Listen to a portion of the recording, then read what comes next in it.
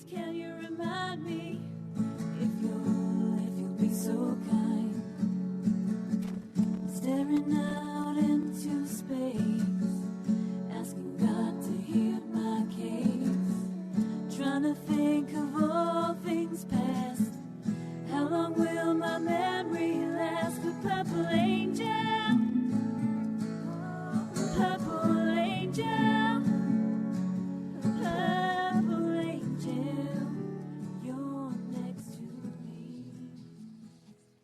Well, hi, everyone, and welcome to Alzheimer's Speaks Radio. I'm Lori LeBay, the host and founder of Alzheimer's Speaks. For those of you that are new to our program, I'm just going to tell you a little bit about us because we're always getting new listeners. Bottom line, Alzheimer's Speaks is an advocacy-based company providing multiple platforms to shift our dementia care culture from crisis to comfort worldwide.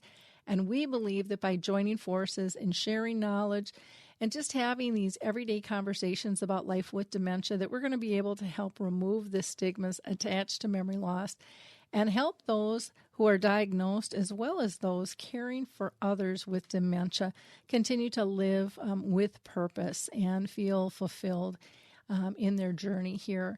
At our core, we also believe that collaboratively is really the only way we're going to win this battle against dementia. And I know it's working because of you.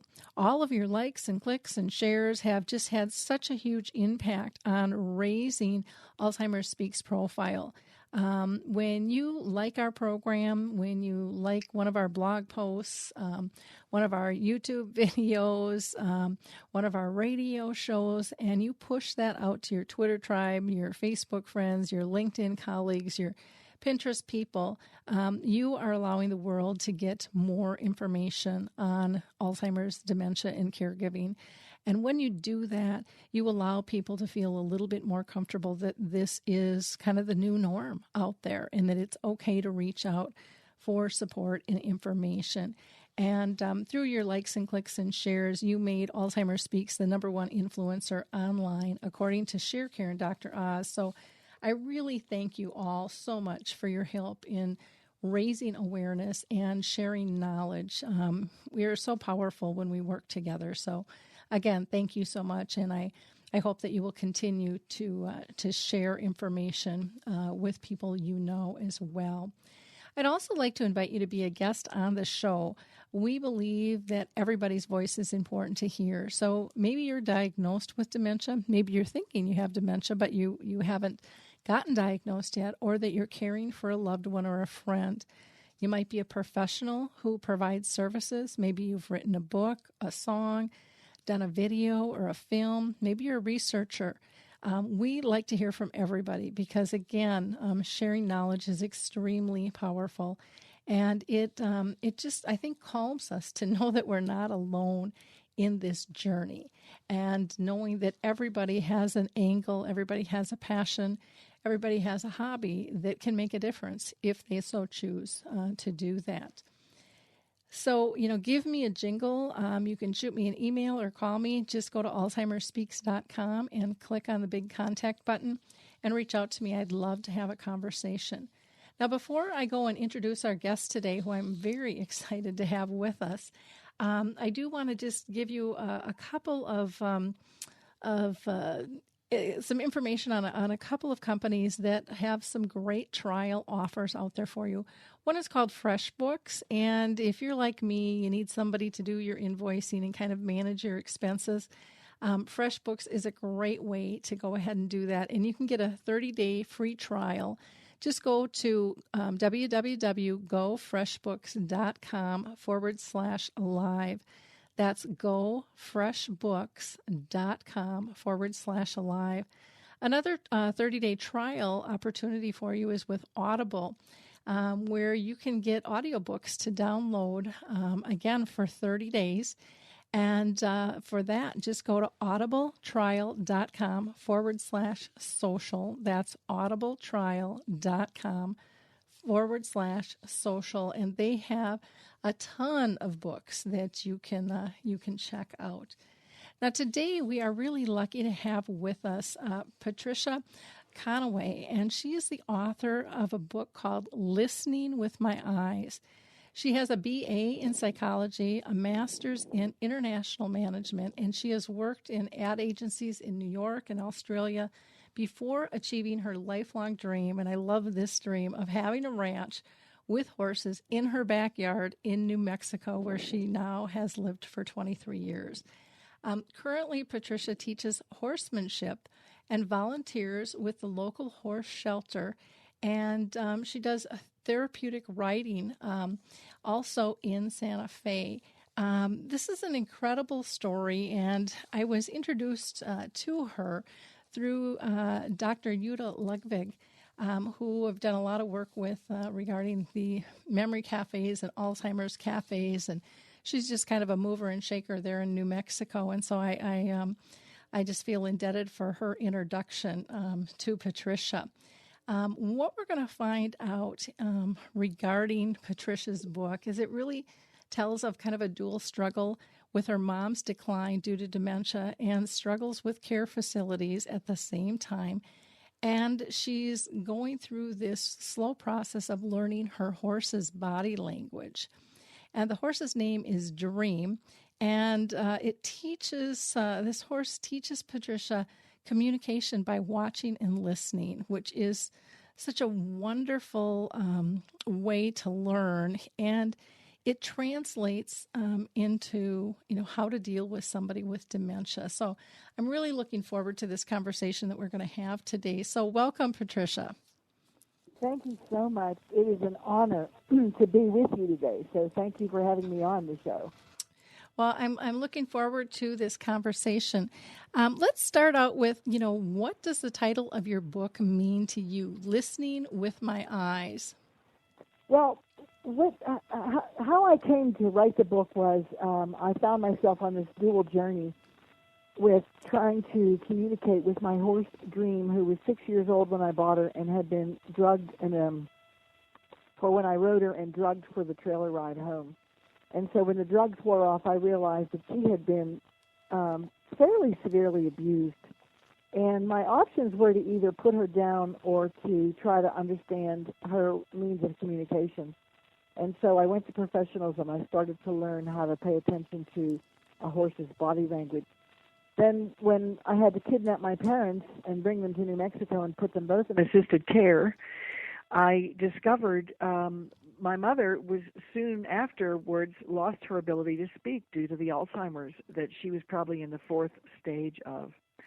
So I found myself applying the techniques I learned with communicating with my horse to my mother. The original title of the book was something like Does She Recognize You? And it was Jutta Ludwig, the woman you mentioned in your introduction, who said to me, no, that's not a good title. You have to come up with something that's about your horse and your mom both. And so I and my graphic designer and editor came up with the title Listening with My Eyes because when you're with either a sentient being who can never speak like a horse or with a sentient being who can no longer speak like my mother, what you have left is body language. Yeah, and that's such an important piece that we don't talk about, as a whole. I mean, it's over 3/4 of our communication as humans. That's exactly right. But so many of us are unaware of it because we're so caught up in our own worlds with our digital, products and always be available for people on our phones or texting, etc. And we miss, or at least we don't consciously register things like body language. And in the book, I refer to a study, I think it was by an Ohio University, where they discovered that we reveal 21 emotions on our faces, thereby making the need for speech sometimes irrelevant, since we're already saying all over our face what we mean to say verbally anyway. Yeah, very true. And we don't realize that we that we're doing it. Yeah, that we have this communication factor going. Yet we pick it up on everyone else, and we know they're doing it, but of course we're not. We all think we're Stepford wives and are hiding everything well. And it amazes me that we don't teach the importance of nonverbals in schools and things. And so I love that you've done this through this combination of with your horse and with your mom, and just kind of melded them together.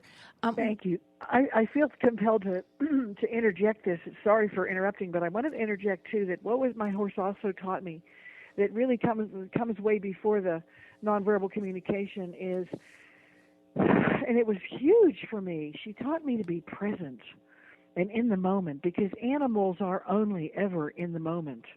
They don't really think about the past, and they're not too worried about the future. They're in the moment all the time, and it is in the moment when you can catch nonverbal communications, but only if you're in the moment and paying attention. And that was also, I found, very important with my mom, and also with anyone else in her position who had Alzheimer's but who lost the ability to speak or to speak coherently. That's very, very true, and a very important aspect that you bring up, that being present, that we all think we are, until Exactly. all of a sudden it slaps you in the face that you're really not at all. Yes, that's true. Wonderful. What motivated you to write this book? I mean, usually there's something that just lights a fire under you that says, for most authors, it says, I got to do something with this. This just can't. I just can't hold this knowledge to myself. Well, thanks for asking, and that's a great segue into my response. You know how often when you tell people little vignettes about stories that happen in your life, and I would tell these stories to my friends, both horse stories to my horsey friends, and sometimes to my non-horsey friends, and then stories about my mother's facility, which was it was considered 4 or 5 stars. I mean, it was considered one of the best ones in the state. And I would have these stories that just would make me feel, I would be gobsmacked. It's like, I can't believe this is happening. And, often when you tell a friend a story like that, they say, you ought to write a book. Mm-hmm. And so many people said that to me. And also, I have to say, when I was in the position of all of a sudden having to kidnap my parents and bring them to New Mexico and put them in assisted care, totally against my dad's will, although he didn't know what was going on until he was in the facility, because I lied to them and said they were coming on a vacation. But anyway, back to where we were, and I've lost my train of thought. Oh, that's okay. We were just basically talking about the book as a whole, and Oh yeah, why did I write it? Mm-hmm. What compelled me to write it? Mm-hmm. Well, it was also, I found when I was in this position of having to all of a sudden be a caregiver, there weren't a lot of books out there about the practical application of how to deal with this situation of aging parents, who one of whom has dementia. And the other one, I found out my dad was dying of cancer. All of a sudden, there I was in this role of caregiver, and I thought, in retrospect, my story should be shared not only as a communication story about nonverbal communication, but also I include in the book a lot of tips and a lot of things I learned the hard way about how to deal with facilities, what to look for, what is tolerable and what you shouldn't tolerate, when to raise your hand and complain, and walk that fine line between pointing out things that were not done, let's say, 100% correctly, versus not saying anything and then blaming yourself if something happens again, and it's to your loved one's detriment. Mm-hmm. Yeah, that's a tough. It's just a tough line to know where to fall. As much as we want to protect, it's like you're kind of scared of repercussions and things too. Well, yeah, absolutely. I mean, I know that the facility. My mom was in 2 different facilities. My dad died in the first one, and then I moved her. But both of them, if the power of attorney person, such as myself or the nearest relative who was the caregiver, complained too much, they'd kick the person out. Mm-hmm. They'd find a good reason. They don't have to keep you there. Yep. And that's very, very spooky. It's seller's market. There are waiting lists for places for assisted care, and certainly places that are Alzheimer's specific. There are waiting lists. Mm-hmm. For sure. Now, in the book, you mentioned that you observed your mom's kind of behavior, that living with Alzheimer's is like living with a frayed cord in your brain. Can you expand on that for people and what you mean? Oh, yes. That's an analogy that came to me very early on when I was trying to describe what it was like in my mother's earlier stages of Alzheimer's. And it stayed that way through to the end, but it just gets more extreme. And what I meant by that is this.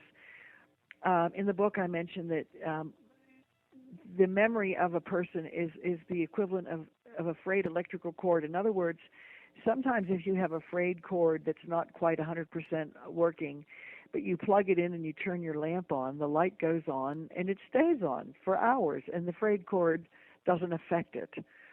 And then yet, maybe the next day or that night, you turn that same light on, and the light doesn't go on. Mm-hmm. The frayed cord has cut off the light, and there's only darkness. And the analogy is that there are times, and I've observed this with my mom as well as with other people with similar, with dementia or Alzheimer's in her facility. They often have lucid moments. Mm-hmm. All of a sudden, one day, a person who seems to be in another world, the light will go on, and they'll say, basically, where am I? I don't want to be here. I want to go home. Where's my husband? Where's my son and daughter? And they don't have a clue as to why they are where they are and who all these strangers are. Mm-hmm. And then the frayed cord comes back and works, and the light doesn't, and they go back into darkness. But it must be a terrifying thing for the person who is suffering from a disease like Alzheimer's to have that happen. In other words, and I saw it with my mom as well. There would be times she would have lucid moments and a lucid conversation, but most of the time she was in a different world. Mm-hmm. Yeah, and so many times when people see somebody really lucid, many times I know family members think, oh, well, they're coming back or everything's going to be okay, and then it turns again. And and that can be a really difficult thing for families to deal with sometimes. Or if someone's just coming in town and that's what they get a glimpse of, they think the rest of the family is crazy. She's perfectly fine. What are you talking about? Well, yeah, and to that point, Lori, I have to say there were times I know my mother knew when, for instance, when I was trying to get in-home care, which never did work. You read the book as to why, but the point is my mother sat there with a psychiatric nurse and a social worker in our living room and me, and she seemed perfectly fine. She was able to somehow act out being absolutely fine and normal and not needing any help at all. Thank you very much. Mm-hmm. She knew at that time she had better put on some act, and she was able to. She was able to do it. But, I mean, no one was fooled, but she certainly seemed perfectly lucid and fine at the time. Yeah, it is. It is just amazing how that happens. Can you tell us, in your book you talk about kind of top 3 things that you learned from your horsemanship study that you've applied to your own mom? Oh, sure. Well, there were so many things that my horse taught me, but of course, the first thing is you learn patience. Mm-hmm. Certainly, a difficult horse and one that is fearful and thinks that, every bad move you make by their, perception means that you're going to kill them or hurt them. So you certainly learn patience. I think the other thing that my horse taught me was to try to imagine being in her shoes or in her hooves. Mm-hmm. And when one takes the time to see, well, how would it feel if you were on the other end of this rope or on the other end of this particular dialogue? How would you feel? And it makes you a whole lot more compassionate when it's an Alzheimer's person and they're in some sort of phase of confusion or whatever. I mean, imagine if you were in there. How would you like someone to treat you? And I know this for sure. Even though people had dementia or Alzheimer's, they still knew when they were being patronized they still could feel it when people were talking down to them or treating them like they were a child, or as if they were deaf. As if they talked louder, somehow they were going to make them understand. I think changing roles is an important one. And then a very specific one is 4 phases of pressure. With horses, you learn to always, at least with natural horsemanship, to offer the horse the best deal first, meaning that when you ask them to do something, you ask with a very soft and a very light cue. And I found, and then you only escalate to being bigger or harder if you need to, if the horse doesn't understand. But you never do more than 4 phases, increase by 4 phases. You never end up, haranguing the horse. Well, I found that really worked with my mother, using different phases of pressure when I asked her to do something or to help me do something.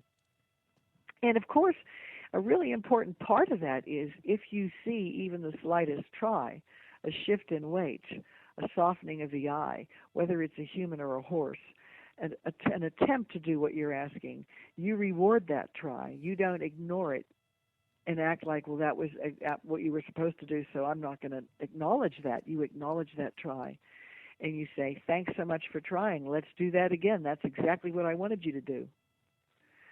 And so those things I found with horsemanship techniques were certainly powerful for me to learn. And, of course, paying attention to facial expressions, body language.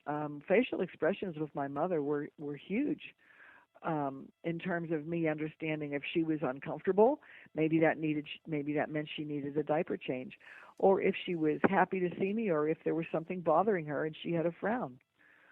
So I tried to really pay attention to those things while I was also trying very hard to be present. Okay.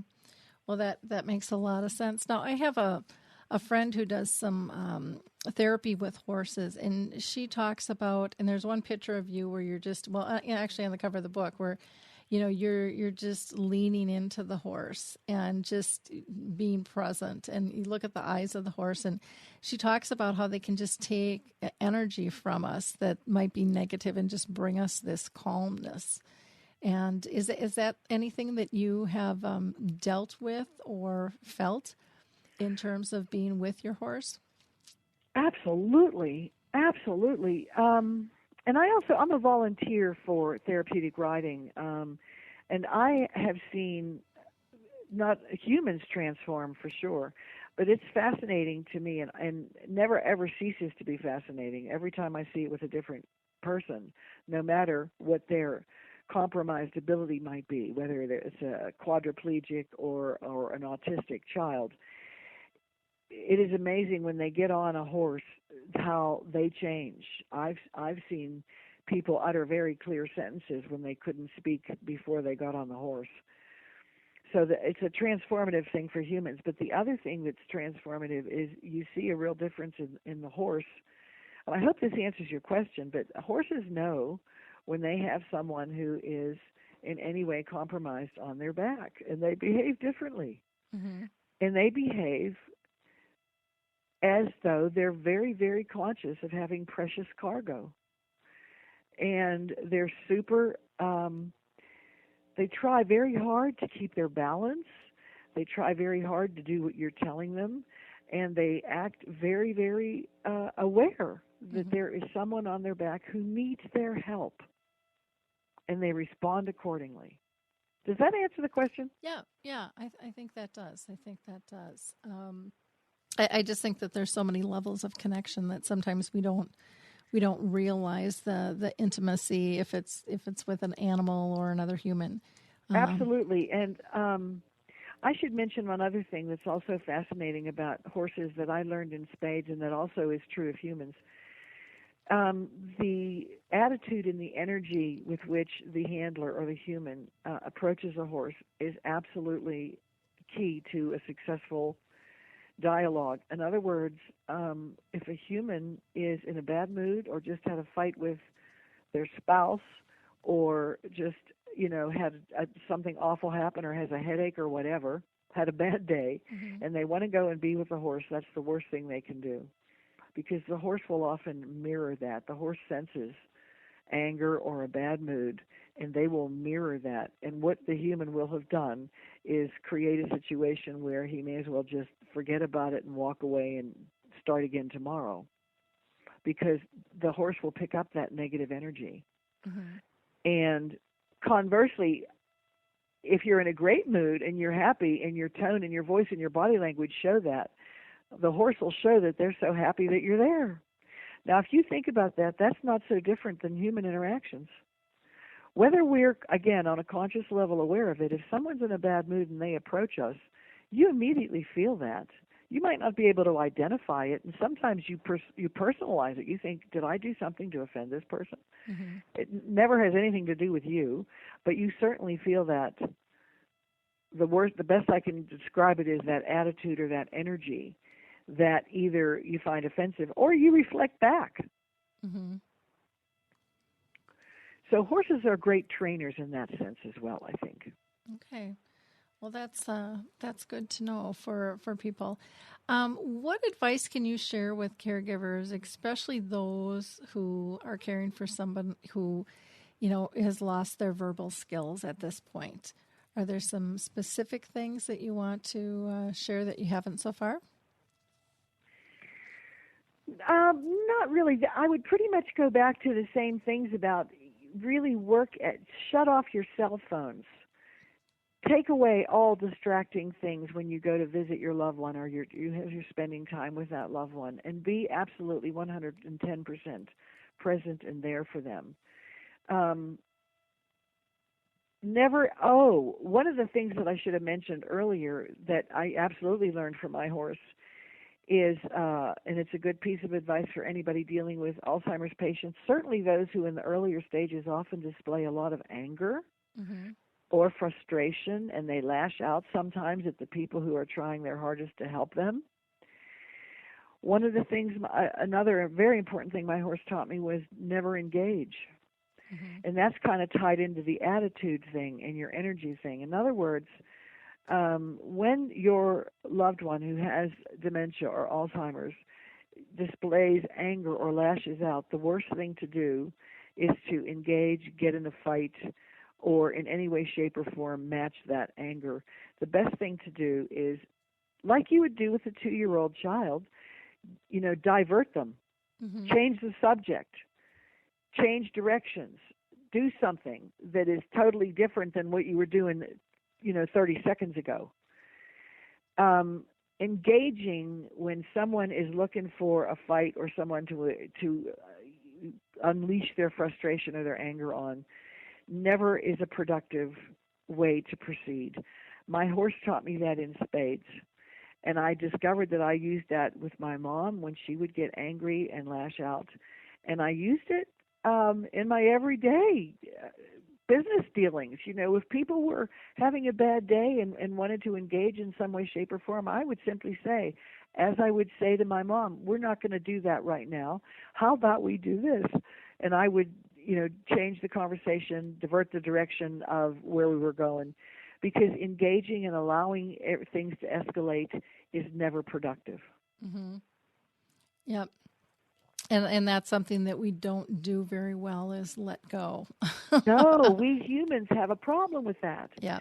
We have a problem. We tend to hang on to things, and it's not only unhealthy, it just doesn't get you anywhere. It's better to let it go and move on, move forward in mm-hmm. a different direction. Exactly. And I think that that's one of those things that we just have to keep telling ourselves over and over, because sometimes we get it and sometimes we don't. Sometimes we just revert back to old patterns. Exactly. Oh, I feel the need to share this with you, Lori. I have a friend who is a Buddhist, and he used to work in a grocery store as a checkout guy, the cashier. Mm-hmm. And people would say to him, how do you stay so calm amid all this chaos? And he said, it's a practice. Mm-hmm.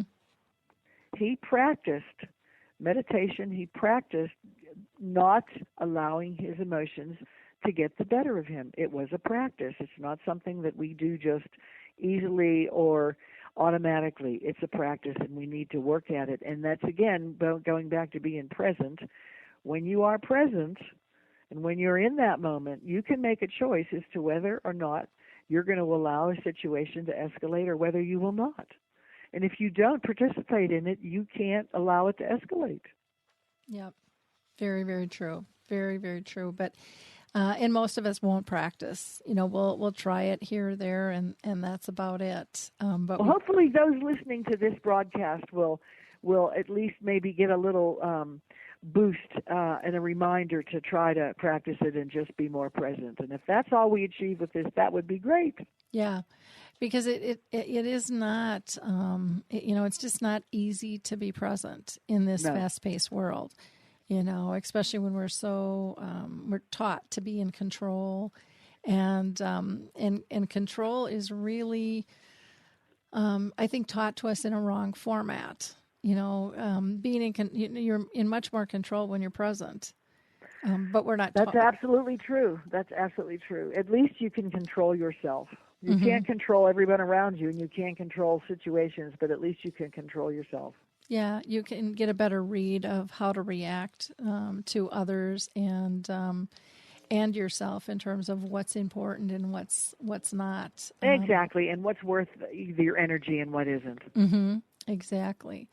Now, in your book, you have all your chapters are really nice and short, which I think a lot of people will appreciate. Thank you. I tried to make it an easy read. And you talk about so many different things. Learning more, horse speak is one of them. Do you want to just talk a little bit about horse speak and how that helped you kind of move on with your mom? Well, it's kind of a really broad and also a deep subject, but basically, again, learning horse speak was, and I needed professionals to point this out to me. It's basically paying attention, being in the moment, but as the handler, you need to both gain the animal's respect as well as trust. And those things are so intermingled that it's hard to separate them at all. So respect means that you're fair and that you're consistent and that the horse understands that a certain move or gesture or comment, a verbal command on your part should always mean the same thing. Think about how difficult it is in real life to be consistent. Horses are also very honest. There's a guy named Mark Rashid wrote a book called Horses Never Lie. And horses are so good at reading us and our body language that to gain their trust, we really need to be very consistent and very aware of what we're doing and how we're doing it. It's one of the exercises we did in a clinic that I went to was, and this goes back to putting yourself in the other person's shoes, we literally did have humans play the role of a horse and then another human be at the end of a lead line, and this was all on the ground doing ground exercises. And we humans who were playing the horse, and we had to switch roles, those of us who were playing the horse almost 100% felt that the human was being way too hard on us and way too tough and way too demanding and treating us like we were stupid. So the thing that I think is important when you relay that to an Alzheimer's victim is my mother did an incredible collage that shows a real in-depth thinking process that was going on in her brain. It came out in a collage. But and it showed me that just because she lost her memory didn't mean that she had lost her mind. There were things going on in there. She was still thinking and processing. She just couldn't verbalize it, and she couldn't write it down anymore. So I think that we humans in general, when we're dealing with anyone who has any kind of compromised, whether it's a verbal thing or a physical thing or a mental thing, I think we sometimes put ourselves in the role of being sort of assuming that they're stupid or that they don't understand us. it's not a matter of not understanding. It really is more a matter of us, the people who are totally able to speak and able to use their bodies 100%. The onus is on us, I believe, to try to understand the others.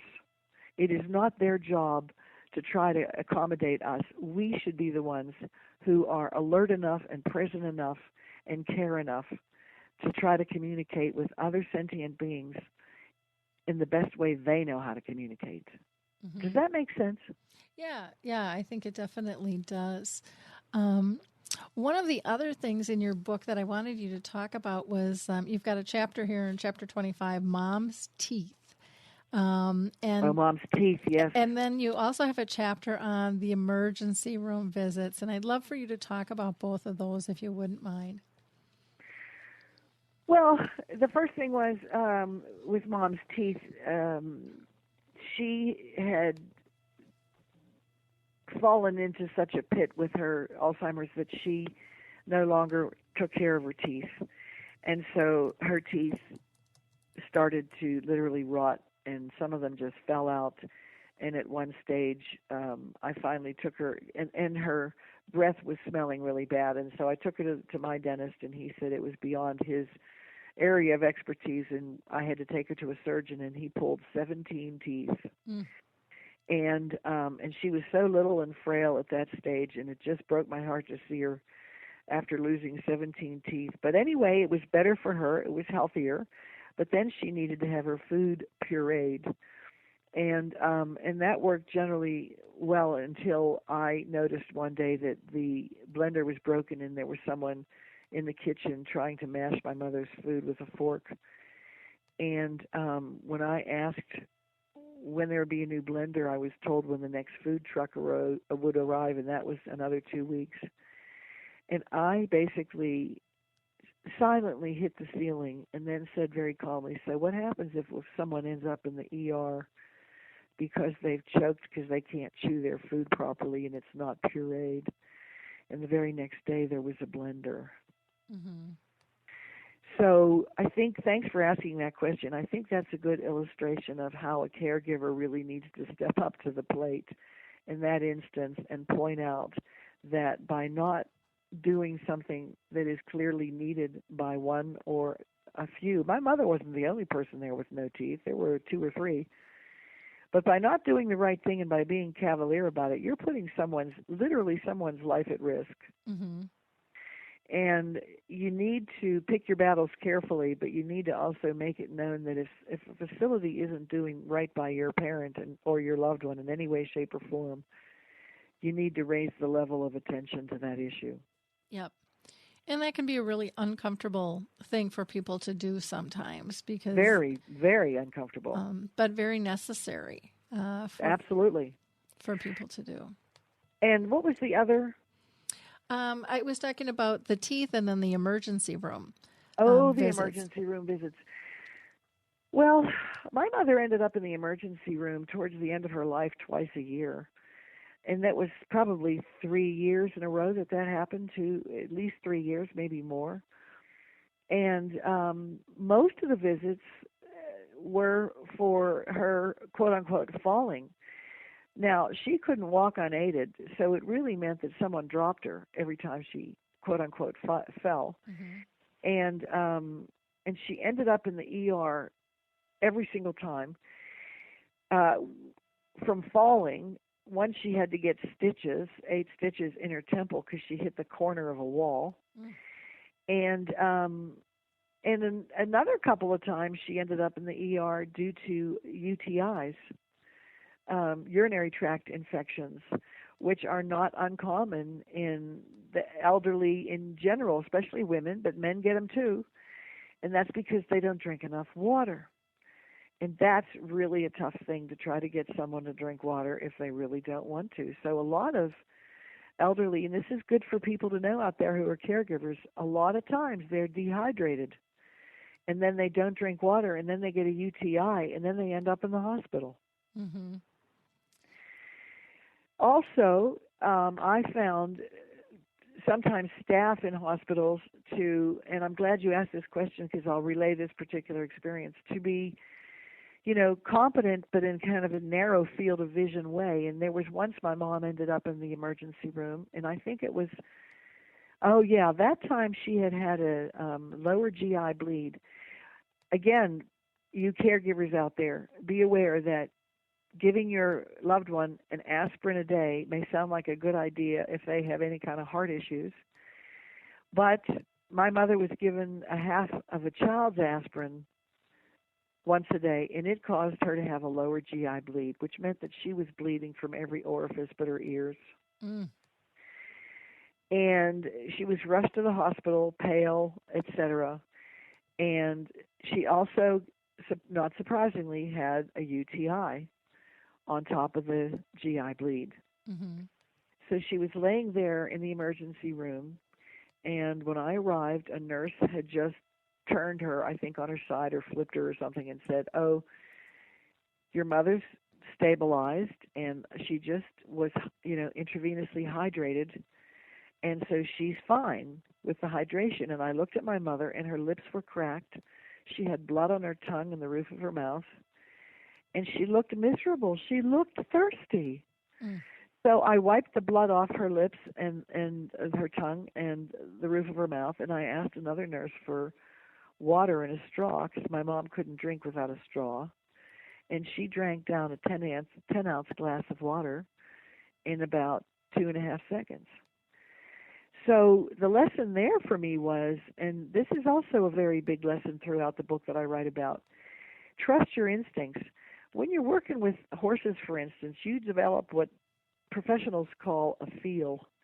You can feel if that horse is about to relax, if the horse is about to explode, or if the horse is about to maybe just decide to be uncooperative for whatever reason. Mm-hmm. At the same time, I found myself, I could feel my mother's,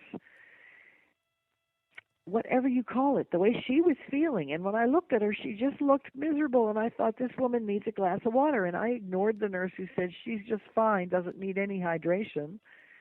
And I followed my instincts, and I found that following my instincts over and over and over and over, again, taught by my horse and applied to my mother and then applied to many life situations, saved me from lots of anguish. Mm-hmm. So it's an important thing to follow your instincts, I believe, and don't listen to the experts when your instincts are telling you something different. Yeah, because you know your loved one better than a professional who's cared for them or is caring for them. You've been in their life a lot longer, so it is really important to, I think, listen to your instincts on that. Absolutely. Pay attention to your gut. I can't believe how many times when I've done that, I've had just a huge impact on both caring for my mom and my dad. In one instance, my dad would have died if I wouldn't have listened to my instinct, if I would have listened to the professionals. And I just had to push, and I had to get a little nasty, which I don't like to do, but it was like, no, this is not right, and it needs to be fixed, yes. And it needs to be fixed now. And they ended up, my dad was in the hospital, and he had brain cancer. But they ended up sending us to the patient advocate, and that person then got a second opinion in with a doctor. And, within 20 minutes, they gave my dad a shot because he somehow got taken off a medication called turkey, and they said he would have been dead if he wouldn't have pushed. And in 20 minutes, he was up and talking and fine, but all morning we just kept seeing him digress, and it was one of the most bizarre things. But it was like, thank God I listened, because I would have been kicking myself in my butt the rest of my life had I not. Yes, had you not listened to your instincts. Yeah, and so I think that's a real important thing, and the more we listen to our instincts, I mean, we're going to be able to tell the difference between what is true instinct and what is a kind of an irrational reaction to something. I mean, you will learn to be more present within your own body. Absolutely. Being present means also being present enough to recognize this is a real strong instinct you're feeling. Yep. And to pay attention to it and to in fact follow it. Yep. So that's I think that would be one of the most important things that my horse taught me as well is, you pay attention to a feeling Mm-hmm. and not necessarily to something that's rational. Yeah, because you'll learn what's your ego and what's not real quickly. That's right. Between the two. And sometimes we push back because of our ego. That's right. Put somebody in their place. We're going to take control. We're going to do this. We're going to do that. And instinct, I think, is very different.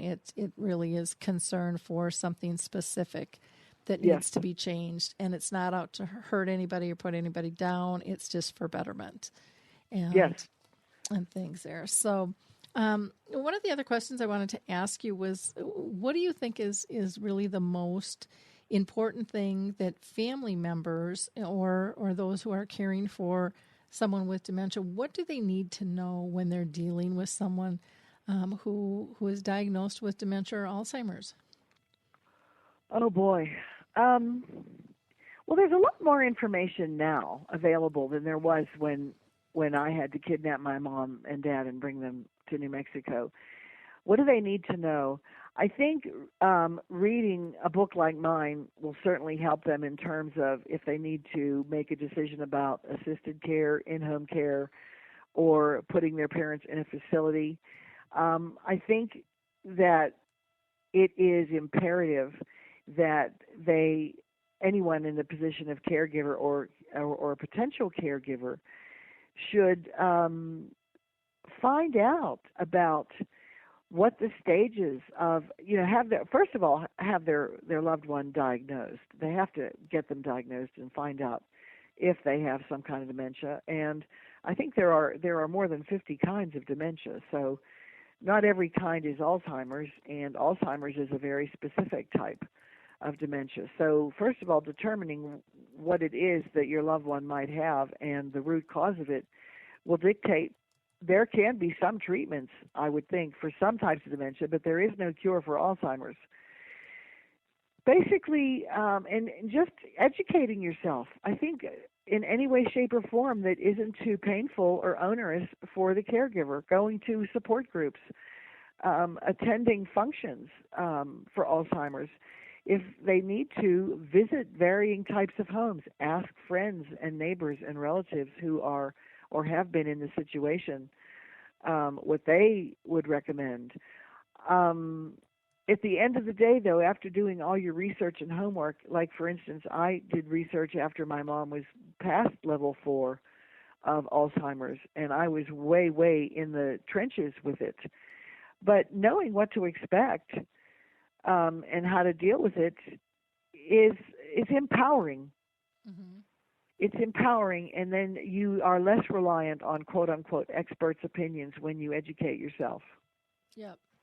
Well, and I think one of the really important things, too, is little as we all think we know more than somebody else, and so the more we have these conversations, the easier it will be to educate everybody if we all share the knowledge that we've gained through our own personal process. And not that our process is the perfect one, because I don't think one exists, because, as you said, everybody with dementia is different, every care partner is different, every environment is different. Right.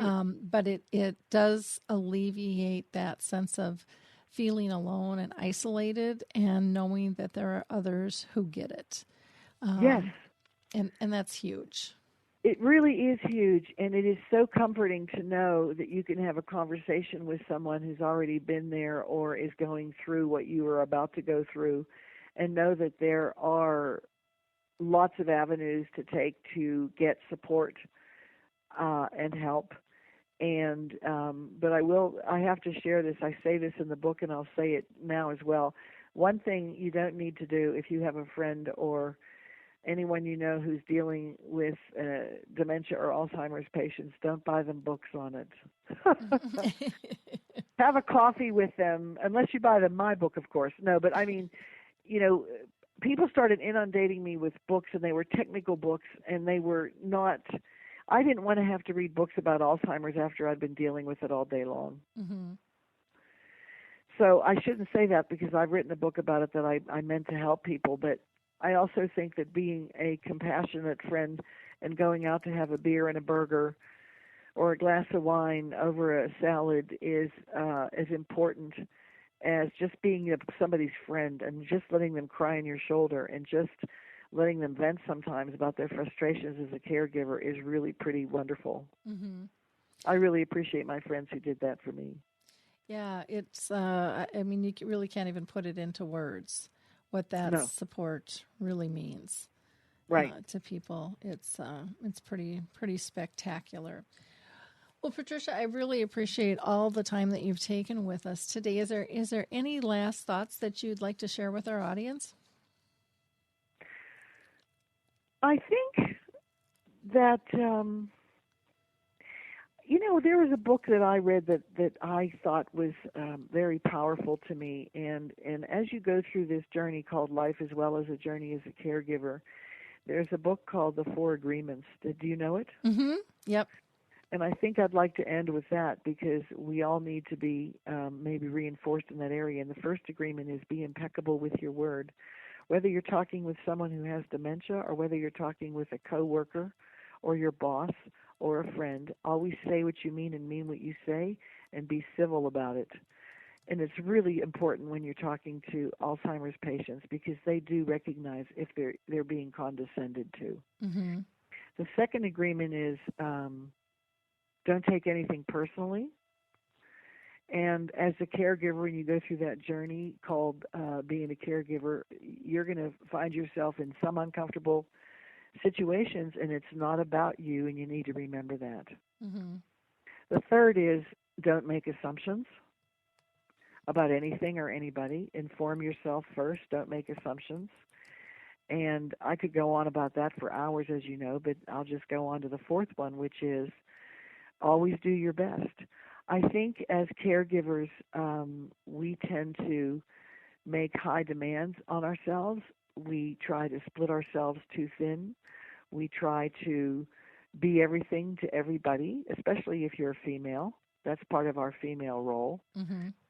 And I think you need to give yourself time off, time to reflect, time to go have a beer maybe by yourself, take a walk with your dog, take a ride on your horse, and give yourself a break and recognize that you, as a caregiver, are probably doing the absolute best you can possibly do, and don't beat yourself up for things that happen that are beyond your control or for your mistakes. Mm-hmm. Yep. That's and that is so much easier said than done. Yeah. We all know that because our inner critics are pretty tough guys on us sometimes. Yes, they are. But I think if you remember to, not take things personally and don't make assumptions, and you're doing the best you can, then no one can fault you, including you. Mm-hmm. Very true. Very true. Well, thank you again for spending time with us today. People can buy the book, Listening with My Eyes, on Amazon. They can buy it on 33,000 sites around the world. Yep. And you can also visit Patricia at her website, Patricia J. Conoway, and that's CONOWAY.com.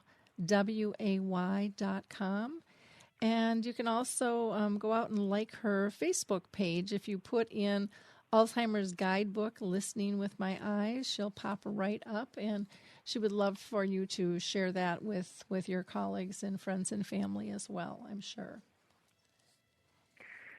Thank you so much for having the opportunity to share my experiences with you today, Lori. Thank you so much. Well, thanks for being with us.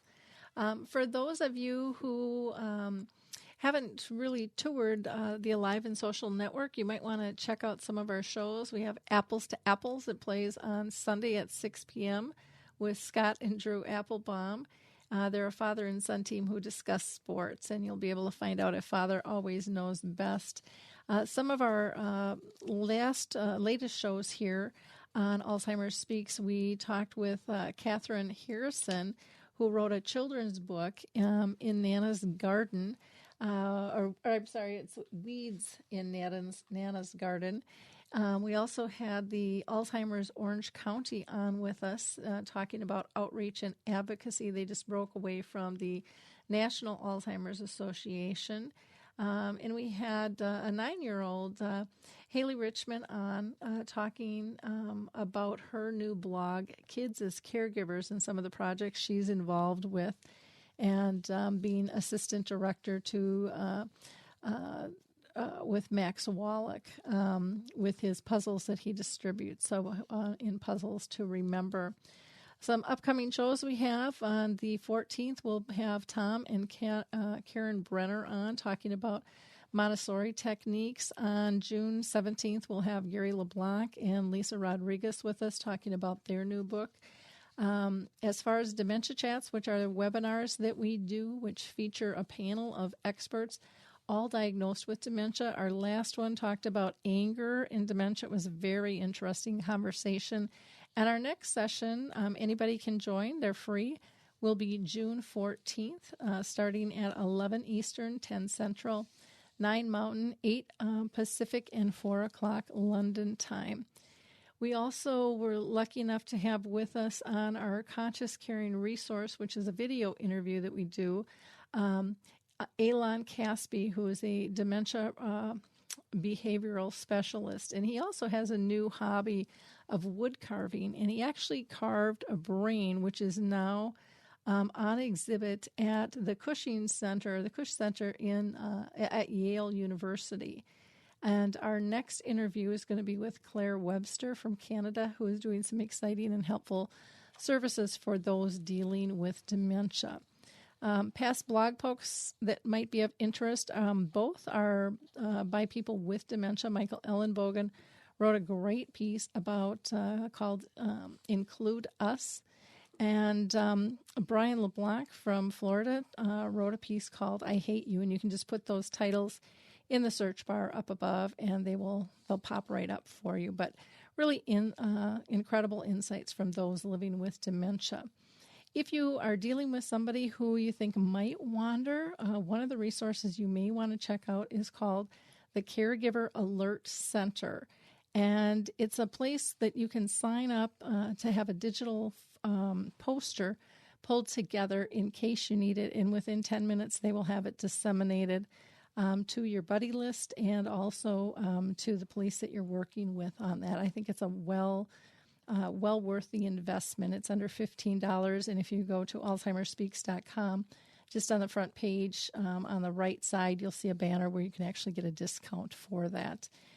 Again, it's a privilege and an honor to work with all of you, and we would appreciate your shares, your likes, your clicks and tweets out there to your group. Till next time, work with those with dementia and focus on your memory chip, which focuses on, 3 simple techniques to be person-centered. Are they safe? Are they happy? Are they pain-free? Talk to you soon. Bye-bye. Hi, this is Suzanne Newman, host of the Answers for Elders podcast and radio show. We are the North Star that guides you through the complicated journey of senior care with trusted experts in money, law, living solutions, and more. So join us on this station, your favorite podcast channel, or just go to AnswersForElders.com. Meet the Wayshowers who will help your journey go a lot easier.